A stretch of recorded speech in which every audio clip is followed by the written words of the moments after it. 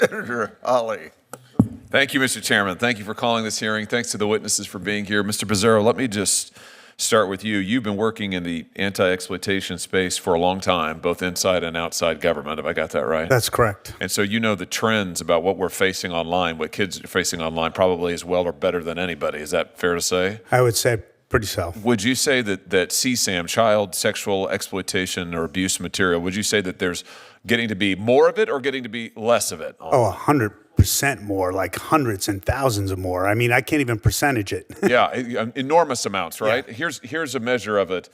In 2023, there were 104 million images and videos of suspected child abuse material uploaded onto the internet, compared to 450,000 in 2004. So 450,000 in 2004 to 104 million in the last full year for which we have data. Here's another statistic. According to the National Center for Missing and Exploited Children, the number of reports of child exploitation material went from 1 million in 2014 to 36.2 million in 2023. So in other words, it's just an enormous explosion. It's absolutely everywhere. So let me ask you about some of the remedies for this. If you are a parent, and I'm the parent of 3 young children, 3 little kids. If you're a parent of a victim of child sexual abuse material and your child's image has been used, they've been exploited, it's been used online, and you've got companies who have hosted that content recklessly or intentionally or negligently, or they've done it. If you're a parent, can I sue them and get them to take it down? Right now, no.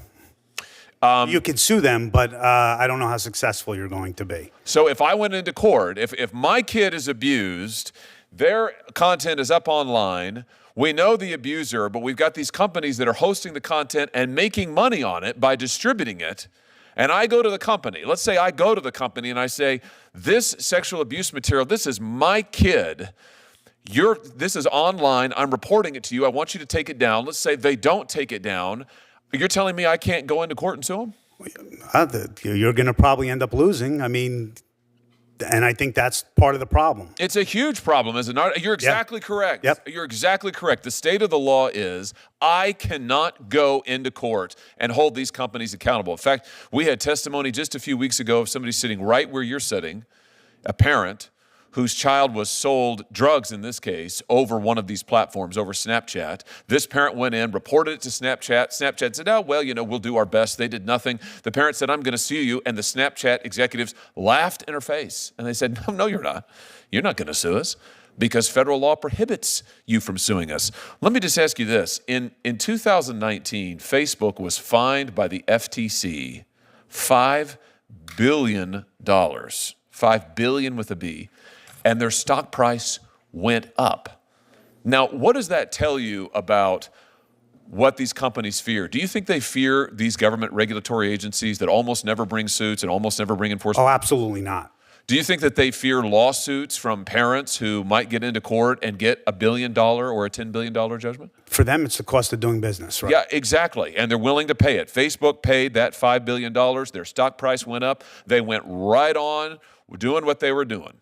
But I tell you what they do fear, what they're absolutely terrified is, they're absolutely terrified of a parent coming into court and getting in front of a jury and holding them accountable. And that is why it is high time, it is past time that this Congress gave parents the ability to do that. And I will just say again, for the approximately 3 millionth time in this committee, until Congress gives parents the ability to sue, nothing will change. These companies don't care about fines. They don't care about the regulations. In fact, the companies regularly come and sit here and offer to write the regulations.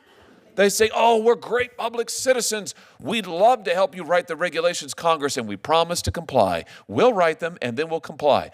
They won't comply. They buy off the regulators. What they fear are juries. And this is why what Senator Durbin has done with his bill that we worked on together to give parents the right to get into court and have their day in court is absolutely vital. And I'm proud to be working with him on this. It passed unanimously out of this committee last year when he was the chairman, and I look forward to reintroducing it. We make it even stronger, even better this year. But I just say again, there is nothing more important than this Congress can do than to stop this, than to give parents the right and victims the right to get into court and to hold these companies accountable. Thank you, Mr. Chairman.